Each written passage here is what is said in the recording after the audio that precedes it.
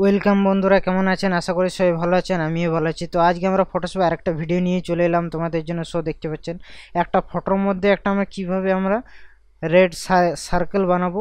তো সেটা আজকে আমরা শিখে নেবো। রেড সার্কেল বা যে কোনো একটা সার্কেল মানে গোল একটা বৃত্তর মধ্যে যে কোনো আমি ফটোকে আমি মার্জ করে আমি একটা ছবিকে ডিজাইন করতে হয়, কিভাবে একটা সিম্পল একটা ডিজাইন করতে হয়। তো আজকে আমরা শিখে নেবো ফটোশপ। তো চলো শুরু করে যাক। প্রথম আমরা কি করবো, এই ডিজাইনটা করবার জন্য আমাদের একটা কি করতে হবে, এখান থেকে জাস্ট আমাদের একটা আর্টবোর্ড নিয়ে নিতে হবে। সেই আর্টবোর্ডটা আমরা নিয়ে নিয়েছি অলরেডি। এখান থেকে জাস্ট নিউ অপশন থেকে এখান থেকে আমি যে যে সাইডে নেব, এখান থেকে জাস্ট 1280 বাই 720, এখানে 300 পিক্সেল জাস্ট ক্রিয়েট অপশানে ক্রিয়েট করে নেব। দেখতে পাচ্ছেন। তো এবারে আমরা কি করব, তো জাস্ট আমরা এখান থেকে আমি একটা টুল নিয়ে নেব। এখানে রাউন্ড সরি ইলিপস টুল একটা অপশান আছে এখানে। তো এই কোথা থেকে আমি বার করলাম আরেকবার আমি দেখিয়ে দিচ্ছি।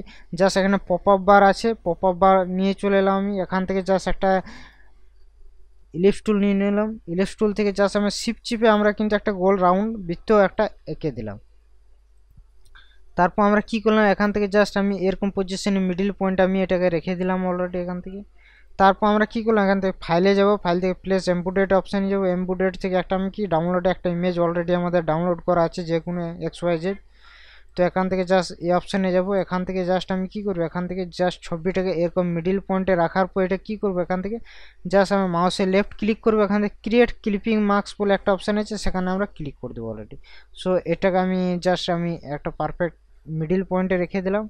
রাখার পর এটা আমি কী করবো, জাস্ট আমরা যেটা ইলিপস টুল নিয়েছিলাম, ইলিপস টুল, সেটার মধ্যে আমরা কী করবো, জাস্ট এফেক্টস বলে একটা অপশান আছে, এখানে যেতে পারি। অথবা আমরা কি করতে পারি, এখানে জাস্ট ব্লেন্ডিং মোড বলে একটা অপশান আছে, সেই অপশানেও আমরা যেতে পারি। এখান থেকে কী করলাম, এখান থেকে জাস্ট আমরা স্টক বলে একটা অপশান আছে, স্টক করবো। স্টকে আমরা যে কোনো কালার XYZ আমি যে কোনো কালার দিয়ে দিতে পারি তোমাদের ইচ্ছা মতো। এখান থেকে যে কোনো কালারে XYZ।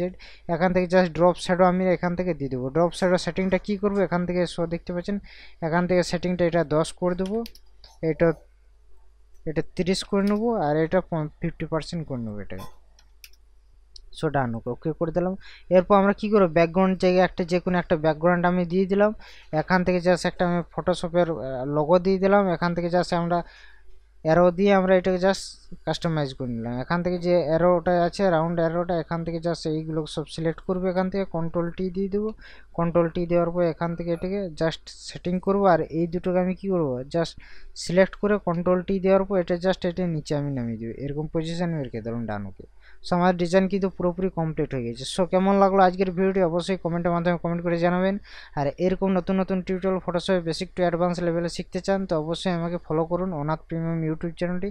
তাহলে নতুন কিছু শিখতে পারবেন, নতুন কিছু জানতে পারবেন। চলো tata, bye bye. Next tutorial খুব তাড়াতাড়ি নিয়ে আসবো।